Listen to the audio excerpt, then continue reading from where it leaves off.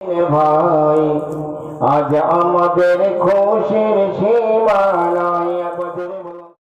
আমাদের সমাজে কিছু মৌলবি বেরিয়েছে, কিছু আমির সাহেব বেরিয়েছে, বুঝতে পেরেছে?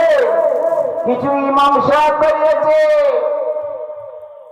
এরা ইসলাম থেকে এবং কেটে ছেটে সব মিলাদুন নবী ও করা লাগবে না, বাদ দাও।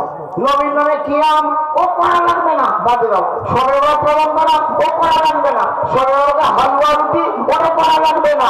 নবীর নামে চুমা দেওয়া ওটা করা লাগবে না। নবীর নামে কিয়াম করা ওটা করা লাগবে না। অলির মাজারে যাওয়া ওটা করা লাগবে না। মা বাপকে কদমসি করা ওটা করা লাগবে না। মানে ইসলামের বিষয়গুলোকে সব বাদ দিতে দিতে দিতে দিতে শুধু নামাজ পড়া চেল্লাই চলে, বুঝতে পেরেছি? অন্তস্থ হয়।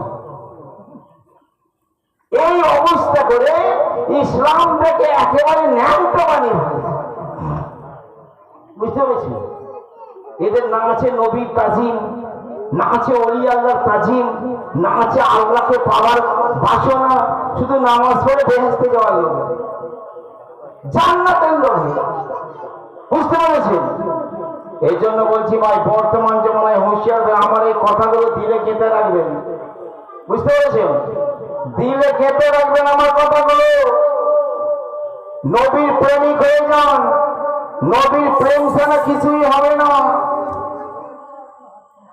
মোল্লা আজকে তর্ক করছে নবী নূর না মাটি। আমাদের আকিদা নবী নূরের নবী, জোরে বলেন সুবহানাল্লাহ। तेरी नस्ले पाक में है बच्चा बच्चा नूर का, तू है आईने नूर तेरा